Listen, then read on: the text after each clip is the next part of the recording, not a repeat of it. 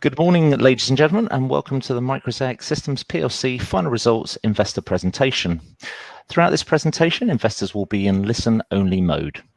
Questions are encouraged and can be submitted at any time using the Q&A tab situated on the right-hand corner of your screen. Please just simply type in your question and press send. The company may not be in a position to answer every question it receives during the meeting itself. However, the company will review all questions submitted today and publish responses where it's appropriate to do so. These will be available via your Investor Meet Company dashboard, and we will send you an email to notify you when they're ready for your review. I'd also like to remind you that this presentation is being recorded. Before we begin, we would like to submit the following poll, and if you could give that your kind attention, we'd be most grateful. And I'd now like to hand over to Glenn Tracy, CEO, and Bevan Metcalfe, CFO from MICROSAIC Systems PLC. Good morning to you both. Great, thank you. Welcome to our end of 2020 results. It's great to have you on board.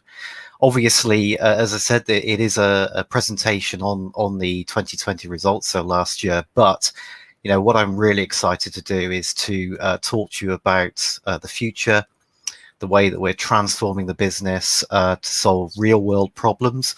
Although we're underpinning that with innovation in science and technology, there's absolutely no doubt that we are transforming the business, a new business model. We have a new board, and things are looking extremely interesting this year. Actually, you may have noticed an RNS that was released this morning, along with the results or after the results. And that was describing a partnership, heads of terms we signed with a partner in China. And that really is the first of many agreements that will be hopefully RNSing. And this announcement is moving us into the very, very significant market in human diagnostics in China. So we'll talk about that a little bit more later. The usual disclaimer, I'm afraid. So some of you have met us, some of you haven't, so we'll quickly introduce ourselves. As you heard earlier on, I'm Glenn, the CEO of MICROSAIC. My background actually is in transforming novel new detection and technologies like the MICROSAIC systems and transforming those into really blockbuster technologies in new markets, new and emerging markets. I've had over 20 years experience of doing that. I've done that in a range of markets, in environmental screening, human health, such as in vitro high content and high throughput screening. And so, MICROSAIC really represents a sort of par for the course for me. And really, I joined in MICROSAIC in 2015. CEO in 2018, I really saw the unlocked potential of this technology and how it could transform the world. Bevan. Thanks, Glenn. Good morning, everyone. I'm Bevan Metcalfe, and I'm the FD and Company Secretary at MICROSAIC, joining the company in December 15. I'm a qualified accountant with 35 plus years, including 20 years in the pharmaceuticals, which is a key strategic area for MICROSAIC. I also have experience in operating in companies like MICROSAIC, which are at that strategic inflection point in the business. Added to that, I have 16 years of experience in working for AIM companies. I run a tight ship with regard to the finances, and my approach is based on being level-headed and a safe pair of hands, working closely with the management team to implement the strategy. Back to you, Glenn. Okay, fantastic. Well, I'm going to turn my camera off now so you can see the full screen. Okay, so let's get into the meat of the deck. Actually, in 2019, we posted some really good results. We saw good improvements in sales and margins. But quite honestly, there's no sugarcoating 2020. We were significantly impacted by COVID. Revenues and gross profits were significantly down, as indeed it was for many similar capital equipment sales companies such as ourselves, really across all geographies. Interesting, margins were up due to product mix, actually, as a result of a relatively higher consumable sales. But we took action quickly. We reduced costs immediately, which no one likes to do, but this is something that the board at the time had to do. That included headcount and a reduction in other OPEX.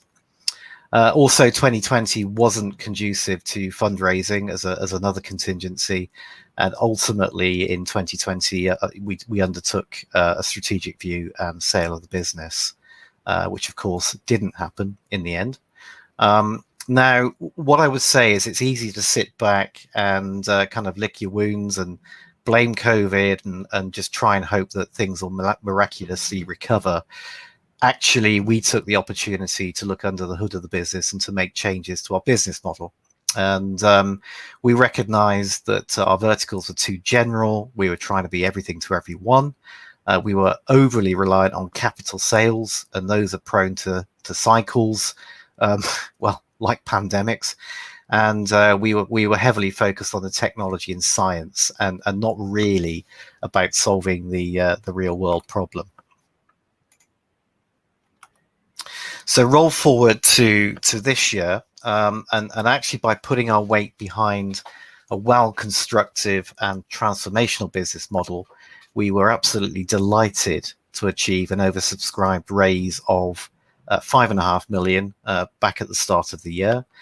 As part of that transformation, we changed out our board, bringing in new directors who've got experience of fast turnarounds, and in particular, I know quite a few of you will be familiar with Jerry Brandon. He took the chair position, and he's also the CEO at DeepVerge, and he has vast experience of turning companies around. To that end, the first step in our improvement was to sign a framework agreement with DeepVerge. That was to kickstart sales through their channel. They're represented in 60 countries globally, which is fantastic for MICROSAIC. They put forward an initial commitment of for products of MICROSAIC, representing around about £100,000 worth of orders, and that was really to seed collaborations between the two companies. And we've set up a shared facility to collaborate, and initially in environmental health, particularly in water analysis, and also in human health, particularly in pathogen detection, but there are more to follow. And actually in Q1 we're approaching 200% up year on year. Now we realize it's off a low base, but you know, suffice to say things are on the up. I'm going to talk to you about our strategic focus. As I said, we look to transform the business, and what I'll do is describe two aspects. The first along the top is where our technology can be used. Now, historically, MICROSAIC had focused just on the laboratory instrumentation space. What we're now seeing with MICROSAIC is a migration out of the lab towards mobile screening and then continuous monitoring. And if you like, what we're doing is we're shifting the power of the high-end instrumentation, once the privilege of a few in centralized laboratories, and now we're empowering the many in dispersed locations. So we've now got the ability to install multiple nodes of detection, if you like, each one talking to each other, building up much more of a holistic picture of what's going on. And that can be split by time or geography or location, and ultimately powered by what we call an AI or an artificial intelligence wrapper. The AI makes patterns from the raw data, provides insights, and that means we can make decisions closer to the point of need faster. What I'll then turn to is the market verticals in human health and environmental health in particular, but also in diversified industries. And you'll see some of the markets that we're either serving now or we're planning to serve shortly. In human health, interestingly, you can start to see a full cycle. So we range from drug discovery, that's where we're using our technology in lab analysis. We are using our technology for online monitoring when pharmaceutical companies are manufacturing either simple pharmaceuticals or very, very complex biologics. And we're also, as you'll see from the RNS this morning, now moving into more remote screening through diagnostics and companion diagnostics. In environmental health, we're particularly interested in soil remediation and water treatment. And really, this is thanks largely to our collaboration with DeepVerge. And I think you'll know that despite regulations, pollutants are affecting our waterways really at an unprecedented level. But we're really well positioned as thought-leading companies are taking a cradle-to-grave approach. And an example is the pharmaceutical industry, and they're taking much more of a sort of product stewardship view of their products, the active compound itself, and then the metabolites as they're excreted through the human and ultimately into the waterways. And we all, need to be absolutely sure that the environmental impact of those is minimized.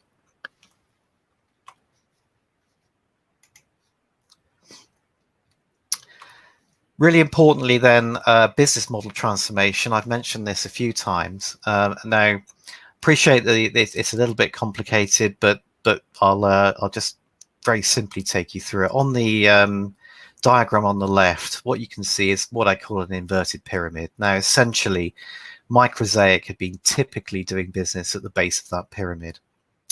Now, it was doing that by selling capital equipment on a one-to-one, one-off basis, really to anybody who wanted to buy a mass spectrometer. Problem is, you're prone to very long sales cycles, sometimes a year, and it's very science and instrumentation focused. It's very cyclic, as I've already said, and prone to risks. Off the back of it, often we were attracting very low consumables and service revenues, and really there was really kind of little real world relevance over simple order fulfillment. And actually there was also very limited data modeling, and we weren't sort of getting involved in the prediction of outcomes and really forging through decisions. So move forward to this year and sort of cast your eyes towards the top of that inverted pyramid. So not only are we bringing our core technologies in at the base of the pyramid. Now, when I say that, we're bringing in actually more technology to extend our workflows in application areas in both human health and environmental health. But also our focus has moved much more to be an enabler of technology and not just a product sale. Our focus is on solving real world problems and offering turnkey solutions to end users. And really, we're all about generating insightful data, not just simply about providing instrumentation.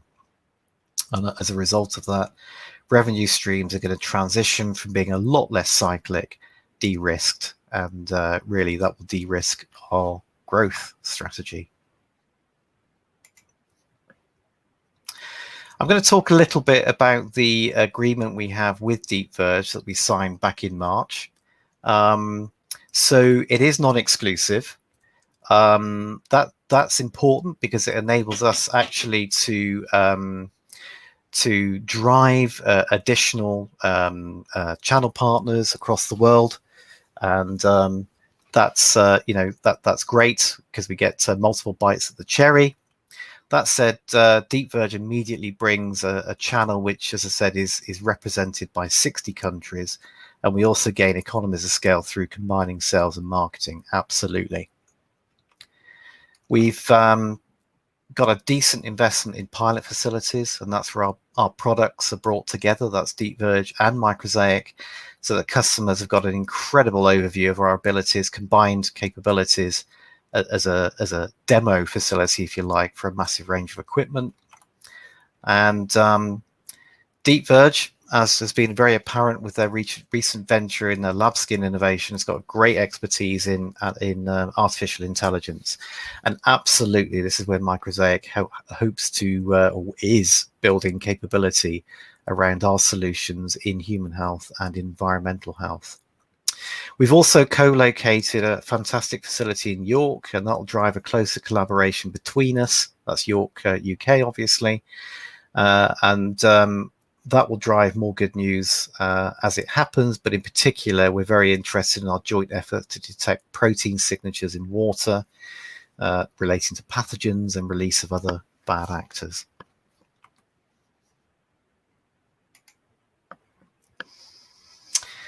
slide 9. So really the key objectives for our strategy, they're simple, at least to understand. First is that we're transforming our business model. And again, you'll have heard me now say that a few times. As I mentioned, we're adding more systems capability this quarter, which will broaden our access for the lab, screening and monitoring, but importantly increase the number of access points in our key verticals in human health and environmental health.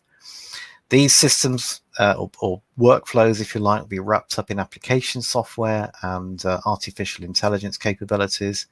And if you look at our recent work with the Centre for Process Innovation, or the CPI, in biologics, and also if you look at recent customer installs for pharmaceutical reaction monitoring, and by the way, that includes Merck, who recently published a paper showcasing our technology, they're all about the placement of detectors within an Internet of Things ecosystem. So this is where you're converting real-time data into knowledge, insights about what's going on, and then the end user can ultimately change their decision or intervention. Now, of course, where ultimately this can be used is in closed loop systems, where the feedback can drive some of the interventions within a system, such as a water plant or production facility making biologics. So you can see where I said earlier on, in previous years, we were just selling mass spec instrumentation. Suddenly, that detection is really driving decisions at the end use. And then the second objective, collaborations and revenue sharing. We already mentioned we have collaboration with DeepVerge and the EcoWater OS consortium. We are going to be announcing wider collaborations, and they're going to be in industrial and also with leading academic institutions, and of course demonstrating ever-increasing innovation and capability and reach in human health and environmental health. But certainly our aim is to create a model where we're revenue sharing in service, consumables, reagents, and in data.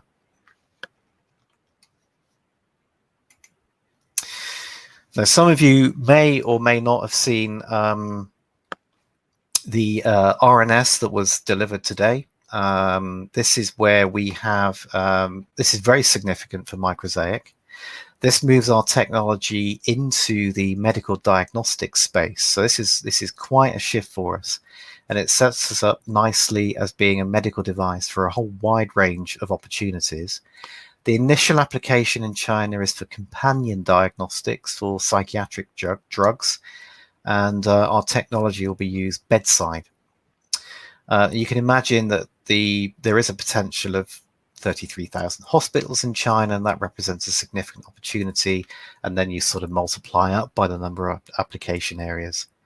So this really marks the start of our new business model. And that's, as I say, we're taking a share in the consumables and reagent streams, as well as the sale of products and the technology. And then the natural next step for this particular application is the wrapper of the AI capability. Now, this marks the first of many screening tools, not only in human health, but also in environmental screening, in particular water. And we hope to be RNSing more very soon. Now, I'm going to hand over to Bevan now, and he's going to take you through just 3 slides of the financials. Thanks, Glenn. Yes, let me take you briefly through the financials. As Glenn already mentioned, revenues were severely disrupted by COVID in 2020. Our distribution channels were unable to operate normally due to the international lockdown, and customer investment decisions were postponed. As a result, the board implemented the contingency plan in March, reducing expenditure at every level of the business. This resulted in a 20% reduction in operating costs.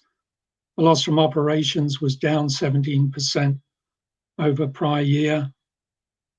But since the year end, revenues have significantly picked up, as Glenn's already mentioned, with Q1 revenues of 145,000, up 180% over prior year.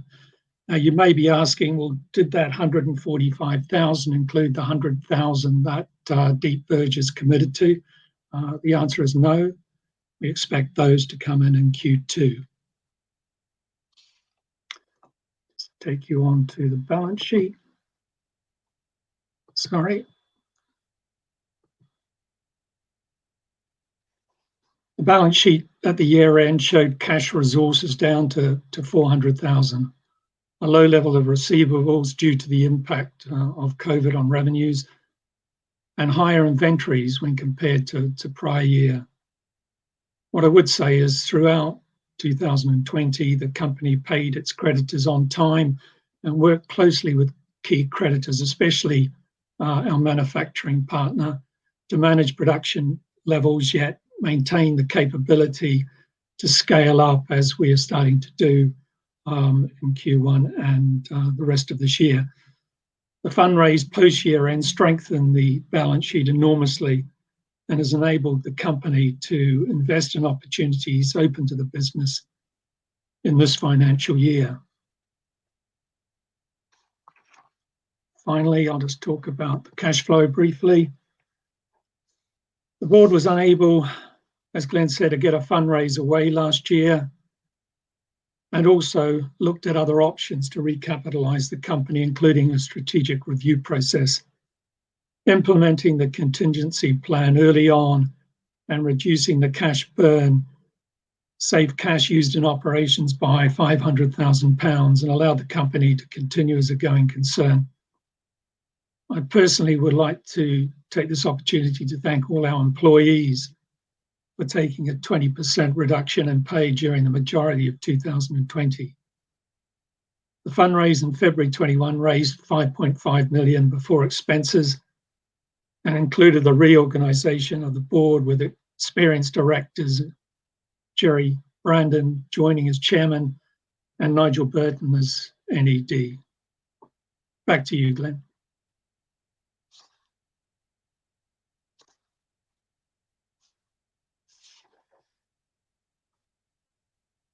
Significant growth this year, but really for me, it's all about the foundations being set for exceptional growth. And I hope you can see that there really are tangible actions actually in progress right now, and the RNS this morning really does exemplify the deliverable of those actions. We've got a vastly expanded distribution channel with DeepVerge. We've never had a distributor with the reach of that they have in 60 countries. We've got some fantastic collaborations underway, solving real world problems I'd love to talk to you about, but we are under NDA with a lot of them right now, and hopefully we will be RNSing those fairly soon. But they're in water health, human diagnostics, food safety, reaction monitoring, and a lot more. And really, as I said earlier on, this is all about moving our technology out of the lab and really bringing the power of mass spectrometry, mass detection, or detection to the masses. We're driving growth at the pinnacle of that business model I showed you, and with that comes annuity revenue from annuity and data by leading in each vertical with AI. But underlying that, absolutely, there is innovation in core technologies and expansion of systems offerings. And that gets us into even more application areas in those key verticals in environmental health and human health. So we're going to switch the cameras back on now and take some questions. I hope you agree that we're seeing significant transformation in play here. It's a complete 180 shift from last year. And I'd say thank you for listening. Glenn, Bevan, thank you very, very much indeed for your presentation.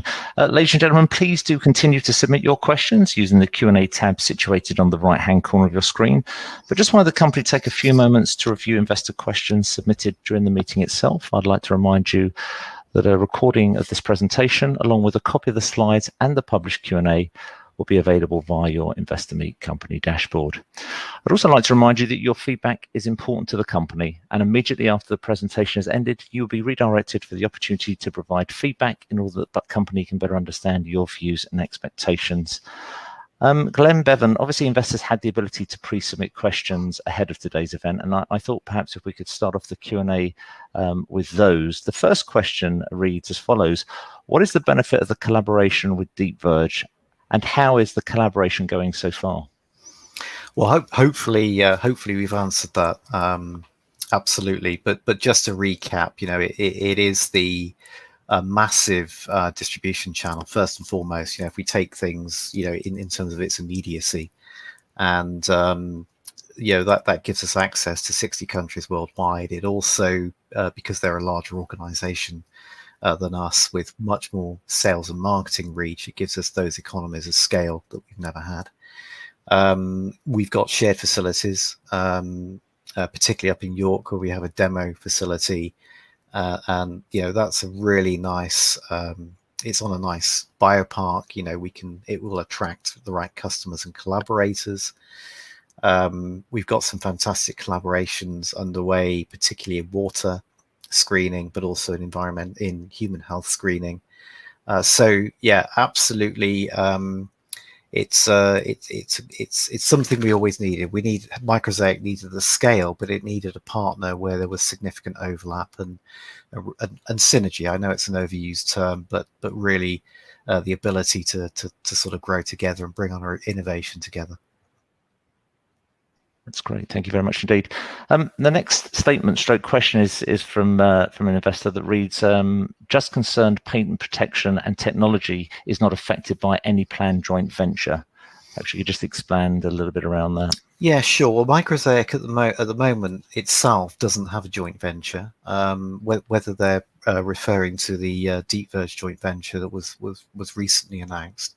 But always when you enter a joint venture, you are very, very mindful of your IP, and it's something you don't want to trade.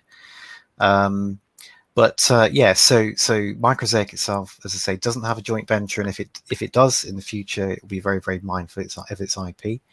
But talking about that joint venture that DeepVerge and China Resources made, absolutely, that opens up even more significant channel for MicroSaic. I mean, China Resources is an absolutely enormous company with incredible reach, both in markets, channel, and just resources in China. So that represents a great opportunity for us. Thank you very much indeed. Glenn, if I could just add one point. We have over 60 patents, and just to emphasize, MicroSaic has 100% ownership of its IP.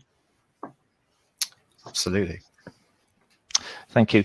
Obviously, we had a number of questions that I think you'll address in a minute, or we can't address. But the final question I think that you can reads as follows: food industry in the UK seems a natural fit. I presume there's likely to be progress there. Yeah, absolutely. I mean, actually, I come from quite an in-depth background in food analysis and screening in Perkingham, where I spent 20 odd years, and the parallels are striking with the opportunity for MicroSaic. So this is all about quality, authenticity, safety, and regulatory needs in food. And what you see with these very, very complex supply chains in food is the need for more remote screening.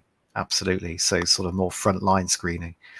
And that's where you can see our technology moving in the future. So, for example, we're looking at an application at the moment with acrylamides, and these are the cancer-causing compounds that are in your goods like crisps and potatoes, and when they're exposed to a high temperature, they form acrylamides. Well, it just so happens that those same manufacturers are also very, very concerned about those toxins as well.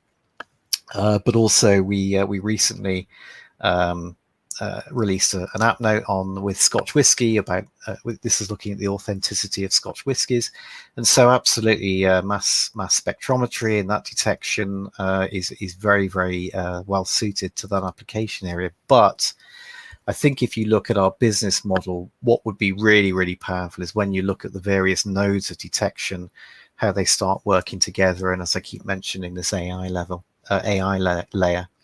How you can build up a pattern. You imagine having the power of that throughout your supply chain in food. That's great. Well, thank you very much indeed. And obviously the other pre-submitted questions, just clearly, I don't know if you want to put any comment to those, Glenn. There was, I think there was a question regarding microtox and COVID. I mean, really, I can give no more information than Jerry already has done. And absolutely, when as soon as good news comes out, we'll be RNSing it. But I'll just reiterate again, our model is absolutely, it's screening, it's patient-side screening. We're getting into human health through diagnostics, environmental health, and wherever we can move our instrument closer to the point of need. Thank you very much indeed. If I could then ask you guys to open up the Q&A tab on the right-hand side of your screen. If I could ask you just to read out the questions and perhaps where it's appropriate to give a response, and then I'll pick up from you at the end. Great. We can do that. So a question from Adrian L. Does the company have enough cash to get to profitability? Yes, we believe so. The reason is we're obviously extending the channel for our core technology, if you like, on its own right. Plus we're bringing in these other revenue streams, so enhancing service, enhancing reagents revenues, revenues through data. So that's how we hope to get through into to cash profitability. I have a question here, Glenn, from Ryan N. Can you give me an idea of the scale of the business, number of employees, office locations? Ryan, we only have the one location of our own in Woking. We're sharing facilities in York, as Glenn mentioned, with Deep Verge. Number of employees, currently it's around 20, but we're just recruiting 3 or 4 people at the moment in terms of the commercialization process. Back to you, Glenn. Okay. So Leslie G, can you please expand on medical device license by 2022? Yeah, absolutely. So FDA, by reference to that, I'm assuming you mean the Chinese regulator. Yes, absolutely. So there are a number of milestones you have to pass, but it's very well documented, and we're working with a partner who's got experience, who's got form in that field. You have to have some kind of assembly and testing footprint in China, which will happen this year, and then there are a number of other milestones before we get the license. But it is a very, very well trodden path in China. Yusuf H, do you plan to consolidate your shares to create more visibility for your shares? Eventually, Yusuf, yes. I think with 6.1 billion shares in circulation, but there's no immediate plan. We haven't set dates, but we'll let you know as soon as we decide when we're going to do that. And also, Yusuf, when do you anticipate another round of investment? I think Glenn answered that in the sense of the investment we've just raised is sufficient to take us through to profitability. Yusuf H, how big is your organization? Where do you anticipate growth? Yusuf, I think as Bevan said, we have circa 20 odd people. So we're a smallish organization, but we're utilizing the benefit of Deep Verge and that larger organization. And as I say, we anticipate growth in terms of revenues, if that's what you mean, by focusing in on those verticals in human health and environmental health, particularly in screening and online monitoring, particularly in diagnostics, therapeutics, manufacturing, water analysis. Okay. There's one from Yusuf again. What would you hope the mix of revenues to look like by the end of 2021? Clearly, the transition away from selling instruments will be an ongoing process. So we clearly want to significantly sell units, probably, if we can, ahead of where we were in 2019. But again, we don't have any forecasts in the market at this stage. That's something, as the year unfolds, we'll be looking at. And later in the year, we'll be looking at also selling our early adopter units in bioprocessing. That's the intention. So I think it's going to look extremely good. Leslie G, I'm not clear whether FDA approval is needed. So yes, it does need approval by the Chinese regulators in China. And that's what I said, where we have a roadmap to do just that. Miles L mentions, you say that you have sufficient funds to get you to profitability, but what is your expected timeline to it? Miles, I'm not trying to avoid the question, but clearly we haven't got forecasts in the market. But I would say over the next 2 to 3 years would be our intention to get to break even and exceed break even through to continued profitability. And of course, we're targeting even earlier than that, certainly with the new business model. Leslie G, can you explain the workings and scope of your mass spectrometer? So if I understand the question, so it's the beauty of our technology is that it's chip based. It's got very small internal mechanisms. It means that it needs a lot less vacuum to work.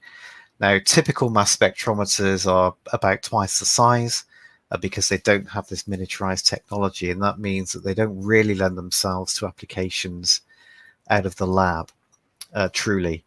So all of our everything in our technology is included in the box, if you like, whereas with a lot of other spectrometers, number one, the box is even bigger than ours, plus they have a lot of external infrastructure. They need loads of nitrogen, loads of solvents, and ours is very, very low on that front. Okay. That's perfect, Glenn, Bevan. I think you've probably addressed most of the questions that have come through from investors during today's meeting. I know investor feedback is important. Unless I've missed anything that perhaps there's anything further that you're looking to add. If not, perhaps, Glenn, I could just hand back to you for a few closing remarks, maybe to close up before I redirect investors to provide you feedback. Yeah, absolutely. Well, first of all, thank you very much for attending. I know it's the first one of these we've done, so I hope you found it insightful. What I'd like to get across is the company is really 180 degrees from where it was last year, certainly with the new board coming on, Jerry providing his leadership, transforming the business model, as we said, much more from just capital one-off sales to a much more a data-driven business model. So I'm really, really excited about this year. It's providing a real bedrock for growth, and you'll see more news from us hopefully very shortly. Thank you. Glenn, Bevan, thank you once again for updating investors today. Could I please ask investors not to close this session, as you'll automatically be redirected for the opportunity to provide your feedback. If you access this meeting from our platform, then the feedback page will appear. Otherwise, you'll be simply asked to log back in, and I think that would be greatly appreciated by the company in order they can better understand your views and expectations. On behalf of the management team of MICROSAIC Systems PLC, I'd like to thank you very much indeed for attending this morning's presentation. That concludes today's session. Good morning to you all.